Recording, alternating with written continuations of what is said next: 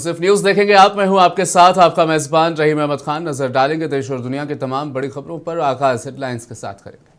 सुर्खियों को पेश करने में ताउन किया है डॉक्टर ऑर्थो ऑयल के साथ साथ डॉक्टर ऑर्थो कैप्सूल्स साथ लेना ना भूलें।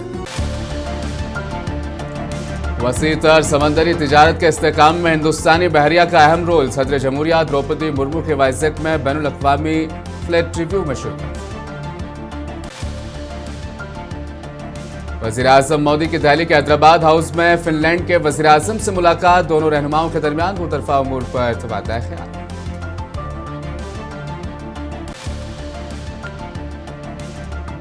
India AI summit Guinness book of world record में शामिल। मुल्क के लिए एजाज के बाद मरकजी वजीर अश्विनी वैष्णव का तासुर।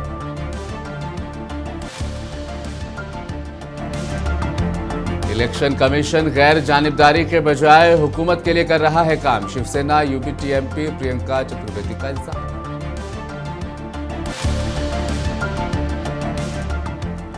यूपी असेंबली इंतखाबात तनहा लड़ने मायावती का ऐलान। साबिक चीफ मिनिस्टर ने कांग्रेस SP और BJP को बनाया निशाना।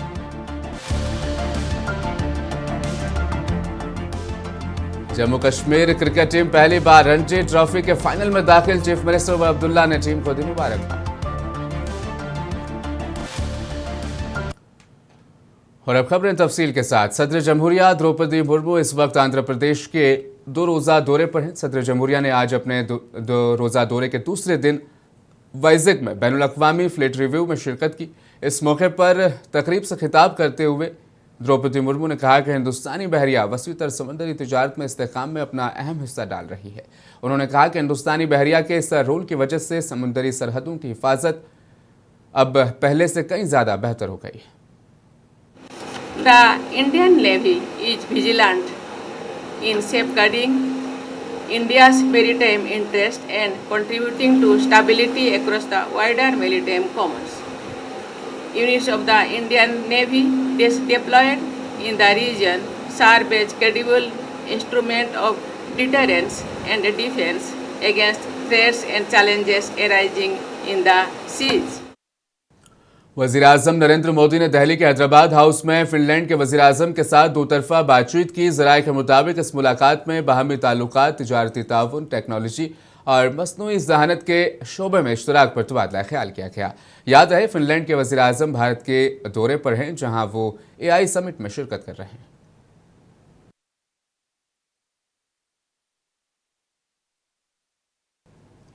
हिंदुस्तान इस वक्त इंडिया AI समिट की मेज़बानी कर रहा है। इस दौरान समिट ने एक अहम एजाज़ हासिल कर लिया है।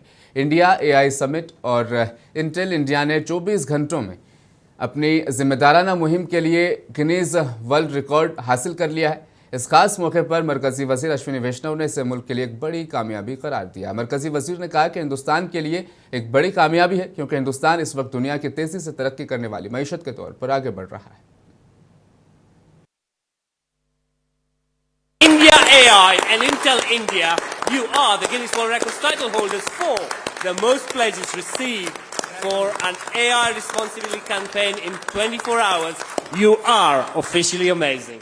It's a real big achievement for the country. It's the direction in which the country should lead the thought process of responsible AI. Thank you. मरकजी वजीर प्रहलाद जोशी ने इंडिया AI इंडिया समिट से मुतल्लिक कहा कि हिंदुस्तान को आलमी सतह की तीसरी बड़ी मईशत बनाने में अहम रोल अदा करेगा। मरकजी वजीर ने कहा कि इससे कई शोबे, खासतौर पर बरकी के शोबों में काफ़ी फ़ायदा होने वाला है। मरकजी वजीर इस सिलसिले में दीगर कई उमूर पर अपना ख्याल जाहिर कर रहे थे। माई मिनिस्ट्री, अभी what I am telling I have already explained in detail. See distributed RE and especially even in utility-led model like megawatt and gigawatt where we are generating, sometimes during the solar hour the generation will more, and sometimes because of the weather it comes down. At that time grid stability will become an issue, because now from 2.8 gigawatt now we have reached 141 gigawatt plus about 55 gigawatt of wind. So wind doesn't always blow and sun doesn't shine entire 24 hours. Keeping that in mind, so when more generation is happening, when less generation is happening. By that, how we should manage our grid. For this technology, this AI-driven technology, digital twin, see, days will come when if generation is happening somewhere else by nearby 2-3 grids, and in another grid it is load is less, then automatically it develops without the human intervention. We are looking for that technology. By that technology, see, one thing you should understand, by fossil sources whatever we generate, it costs 7 rupees, 7.5 rupees, up to 8 rupees. Even if you consider as 6 rupees, overall with the battery storage, pump storage, wind and solar put together, it is not more than 4 rupees, 50 paisa. You see, when people go to the regulator, even in the state, they fight for the 1 paisa, 2 paisa. But we are talking of 1 rupees 50 paisa where there will be saving. India AI summit Delhi के भारत मंडपम में जारी है, जो इस माह के 20 तारीख तक जारी रहेगा। इस समिट में आलमी रहनुमा, टेक सीईओज और पॉलिसी साज सेफ्टी और गवर्नेंस पर तबादला ख्याल कर रहे हैं। इस दौरान international centre for AI research and ethnic UNESCO के डायरेक्टर अब्दुल रहमान हबीब भी समिट में शरीक हुए हैं। उन्होंने समिट में अपनी शिरकत पर मसरत का इजहार करते हुए कहा कि समिट आलमी रहनुमाओं को जमा करने के साथ साथ एआई और रिसर्च की अहमियत को उजागर करती है। Hi, my name is Abdul Rahman Habib. I'm the Center Director for the International Center for AI Research and Ethics under auspices of UNESCO. Very great experience. We are delighted to be here in India. Happy to be in the summit. It's a great opportunity for us to meet other countries and to meet other organizations that we can collaborate and work with. Of course, it is used in diplomacy and used in every aspect of life today. I think everybody is using AI today, or the majority of us, to be more accurate, the majority of using AI, and it is more adopted every day than the day before. These fears are genuine. I understand that AI is like any other technology that comes and disrupt the market. Changes are coming. Therefore, we always, whenever we have a technological change, we'll say that will reduce jobs or change jobs. That's of course going to happen in one point of time. But I believe that AI will be a tool, like any other technological tool, that human will use to improve efficiency, reduce challenges and solve some problems. Hindustan में Israel के सफीर इब्न अजहर ने हिंदुस्तान की मेज़बानी में जारी India AI summit को सताइश करते हुए कहा कि हिंदुस्तान एक बड़े इवेंट की मेज़बानी कर रहा है, जिसमें शरीक होकर मुझे भी खुशी हो रही है। उन्होंने कहा कि समिट कई मामलों में आगे बढ़ने में मददगार साबित हुई। इजरायली सफीर ने कहा कि इस समिट की कामयाबी का अंदाज़ा इस बात से लगाया जा सकता है कि इसमें दुनिया भर की अहम कंपनियां शरीक हुई। We came here to India with a very professional delegation headed by the head of Israel's AI Directorate, with the aim of seeking collaboration with both with the government and with the private sector. Israel is leading an initiative on AI to increase the level of education and embrace AI in order to harness what it has to offer both in national security but also in all aspects of life. So we are meeting with IIT professors, we are meeting at the National Security Council and also with private sector companies in order to see how we can collaborate to make a better future together with AI. Thank you very much. Break के बाद बढ़ेंगे खबरों की जानिब आगे। Slovakia के सदर Peter Pellegrini ने हिंदुस्तान की मेज़बानी में जारी इंडिया एआई समिट में शिरकत के लिए वो हिंदुस्तान पहुंचे हैं। मरकजी वजीर जितेंद्र सिंह ने नई दिल्ली के एयरपोर्ट पर मेहमान सदर का इस्तकबाल किया। उन्होंने कहा कि समिट में शिरकत करना मेरे लिए भी मसरत की बात है, क्योंकि इसमें दुनिया भर के कई सरबराह और कंपनियां हिस्सा ले रही हैं।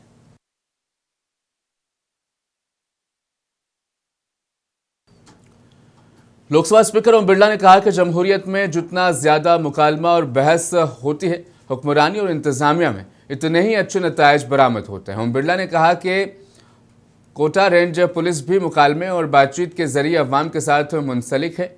उन्होंने राजस्थान पुलिस की सताइश करते हुए कहा कि पुलिस हिफाजत को यकीनी बनाने और हादसात को कम करने की मनसूबाबंदी कर रही है। जितना संवाद होता है, जितनी चर्चा होती है, उतने ही शासन और प्रशासन में श्रेष्ठ परिणाम आते हैं। कोटा रेंज पुलिस ने भी जनता से संवाद, चर्चा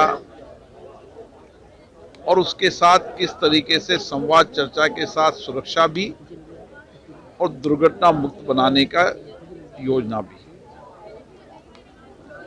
जितना पुलिस प्रशासन से जनता का संवाद रहेगा, सक्रिय भागीदारी रहेगी, उतने ही हम अपराध को भी कम कर पाएंगे और हमारी ज्यादा भागीदारी होगी तो दुर्घटनाओं को भी कम कर पाएंगे, क्योंकि समय समय पर समाज को जागरूक करेंगे। मुझे आशा है कोटा पुलिस का ये संकल्प है, हम सब उनके साथ खड़े हैं। कोटा को नशा मुक्त भी करेंगे, कोटा को सट्टे और ऐसी गतिविधियों से मुक्त भी करेंगे और अपराधियों को भय हो और जो अपराध करेगा उसको, अपराधी को उसको सजा मिलेगी, ये इसकी सुव्यवस्थित व्यवस्था भी करेंगे। दुर्घटना रोकने के लिए जहां पर दुर्घटना में हमारे नौजवान, ज़्यादा दुर्घटना होती है तो नौजवानों की मृत्यु या घायल ज़्यादा होते हैं, हम किस तरीके से जो ब्लैक स्पॉट है वहाँ पर ऐसी कार्य योजना बनाए कि वहाँ दुर्घटना रोका जा सके और समाज को जितना जागरूक करेंगे उतनी दुर्घटना कम होगी। मैं लोगों से ये अपील करता हूँ कि हमारे नौजवान बच्चे दुर्घटना में कहीं उनकी ज़िंदगी चली जाती है, कहीं घायल हो जाते हैं, हम विशेष रूप से सुरक्षा का इंतजाम करें और सड़क पर चलते समय हमें सारी सड़क सुरक्षा के व्यापक जानकारी होनी चाहिए ताकि हम दुर्घटना से बच सकें। शिवसेना यूबीटी के रुकने पार्लियामेंट प्रियंका चतुर्वेदी ने इलेक्शन कमीशन के बारे में कहा कि वो शफाफियत और आज़ाद जो इलेक्शन कमीशन होना चाहिए थी, गायब है वो आज़ादी। उन्होंने कहा कि हुकूमत उनसे जो चाहती है वो उस पर काम करने लग जाते हैं। शिवसेना एमपी ने कहा कि इलेक्शन कमीशन के लिए गैर जानिबदार रहना बेहद ज़रूरी है, लेकिन इंतखाबी अमल से उनके अवामी हुकूक पर बहुत से सवालात उठाए जा रहे हैं क्योंकि वो गैर जानिबदारी बरतने में नाकाम साबित हुए। बिल्कुल, जिस तरीके से ट्रांसपेरेंसी और इंडिपेंडेंस जो होना चाहिए इलेक्शन कमीशन का, वो मिसिंग है और जो भी इलेक्शन कमीशन में काम हो रहा है वो जो सरकार उनसे चाहती है, अपेक्षा रखती है, वो काम हो रहा है। जो इलेक्शन कमीशन को निष्पक्ष होना जरूरी है, पर जो भी एजेंडा हो रहा है और जनता से काफी सवाल उठ खड़े हो रहे हैं इलेक्शन प्रक्रिया को लेकर, उनके वोटिंग अधिकारों को लेकर, ये सारी बातें जो हैं उससे दिखता है ज्ञानेश कुमार जी जैसे डिसमिसिव हो जाते हैं, डिस्कस करने की जगह डिसमिसिव हो जाते हैं, तो दिख रहा है कहीं ना कहीं एक तुगलकी माहौल है जहां पे जो वो करे वही सही है और कोई प्रश्न उठाए तो उनको चुप कराने का काम किया जाता है। बिल्कुल, जिस तरीके से ट्रांसपेरेंसी और इंडिपेंडेंस जो होना चाहिए।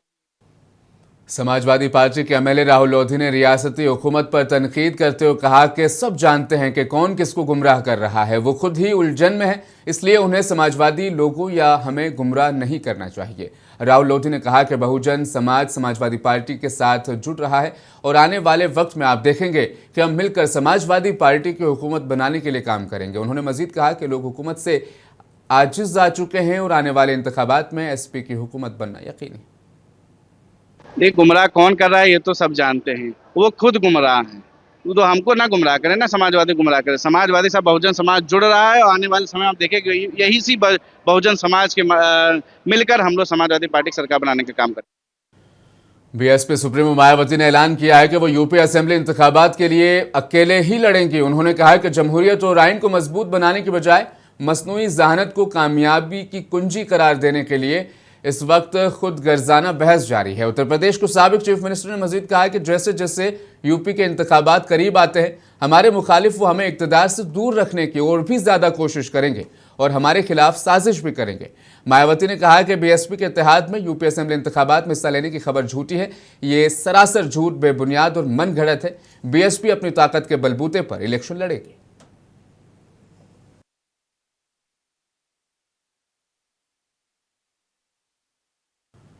राजस्थान कांग्रेस लेजिस्लेटर पार्टी के चीफ व्हिप रफीक खान और डिप्टी एलओपी मुकेश मीणा ने बरहमी का इजहार करते हुए कहा कि मरी तबसरा मामले में अपोजिशन लीडरों को मुअत्तल किया जा रहा है, जबकि हुक्मरान पार्टी के अरकान के खिलाफ कोई कार्रवाई नहीं की गई। उन्होंने कहा कि राजस्थान हुकूमत बजट मुख्तस करने के मामले में कांग्रेस एमएलएस के खिलाफ इम्तियाजी सलूक कर रही है।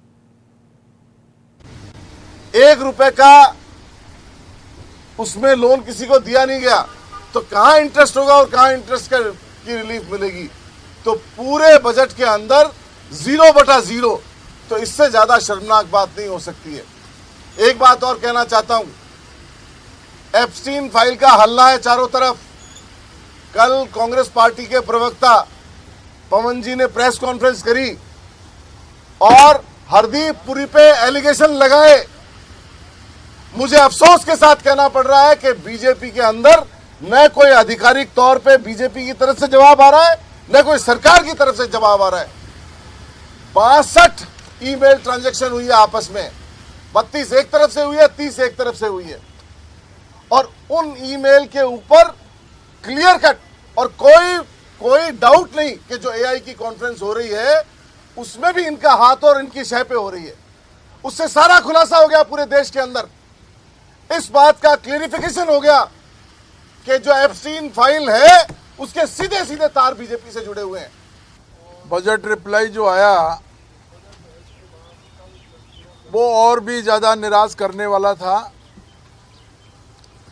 जो कांग्रेस विधायक के हाउस में जो आरोप लगा रहे थे कि चुन चुन करके हमारे विधानसभा क्षेत्रों को विकास से वंचित रखा गया है, बजट में वंचित रखा और बजट का जो रिप्लाई आया उसमें वंचित रखा। लोगों की अपेक्षाएं थी सड़क, बिजली, पानी में ये सरकार भेदभाव नहीं करेगी, लेकिन रिप्लाई को देखने के बाद में ये बिल्कुल स्पष्ट हो गया कि ये सरकार जो इन्होंने सबका वादा, सबका विश्वास, सबका विकास का जो नारा इन्होंने जो दिया वो इनका नारा खोखला साबित हो रहा है।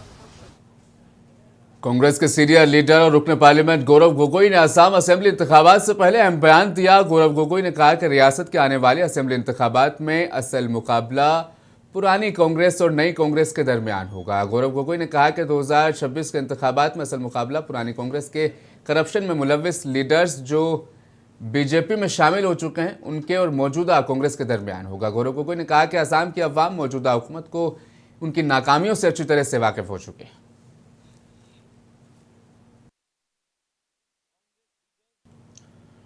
उधर दूसरी जानिब कांग्रेस एमएलए शमन अली अहमद ने रफीकुल हसन को कांग्रेस में अहम जिम्मेदारी दिए जाने पर अपना रद्द-ए-अमल जाहिर किया है।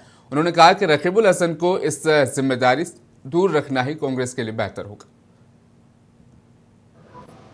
I have been telling all these days that Raqibul Hussain is an evil in the Congress party.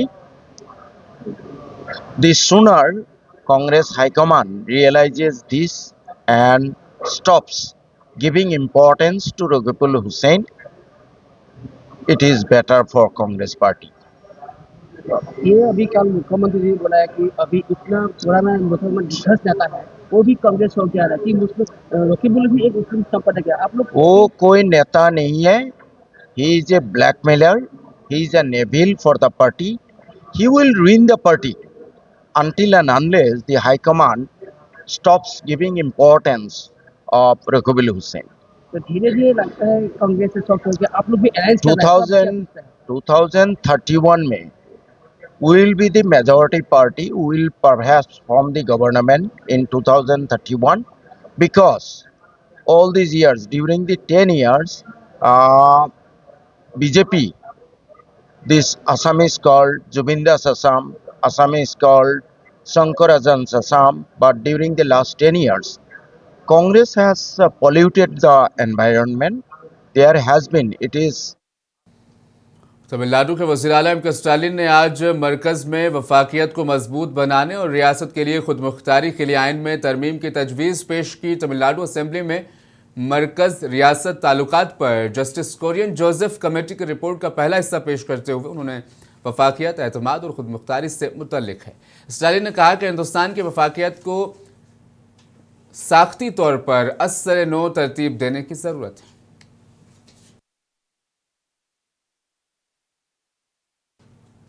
BJP leader से शाहनवाज हुसैन ने कहा कि मगरबी बंगाल में तब्दीली यकीनी है, बीजेपी इक़्तिदार में आएगी। उन्होंने कहा कि हम बिहार, हरियाणा, महाराष्ट्र और दिल्ली में जीत चुके हैं, अब मगरबी बंगाल में बीजेपी का झंडा लहराएगा। देखिए, बंगाल में परिवर्तन तय है, भारतीय जनता पार्टी की हुकूमत बनेगी। बिहार जीते हैं, हरियाणा जीते हैं, महाराष्ट्र जीते हैं, दिल्ली जीते हैं। अब बंगाल में भारतीय जनता पार्टी का झंडा लहराएंगे। दीदी बहुत दिन तक बच नहीं सकती। ममता बनर्जी पूरी तरह से फेल हो गई हैं, फ्लॉप हो गई हैं। ममता बनर्जी को लोगों ने देख लिया है, कम्युनिस्टों को देख लिया, कांग्रेस को देख लिया। अब वहां के लोग एक बार भारतीय जनता पार्टी। जम्मू कश्मीर ने अपनी 67 साल तारीख में पहली मरतबा रणजी ट्रॉफी के फाइनल में पहुंचकर तारीख रकम की। उसने आज खेले गए सेमीफाइनल के चौथे दिन 2 बार के साबिक चैंपियन बंगाल को 6 विकेटों से शिकस्त दी। बंगाल की टीम ने जम्मू कश्मीर के लिए 126 रनों का हदफ मुकर्रर किया था, जिसे उन्होंने 34 ओवर्स में ही हासिल कर लिया। फातेह टीम के लिए फिनिशाद शर्मा ने 43 नॉट आउट और अब्दुल समद 30 नॉट आउट ने टीम को आसान जीत को यकीन बनाया। जम्मू कश्मीर को पहली मरतबा फाइनल में पहुंचाने में फास्ट बॉलर आकिब नबी का भी अहम किरदार रहा। जम्मू और कश्मीर के वज़ीर आला उमर अब्दुल्ला ने भी इस पर मसरत का इजहार किया है।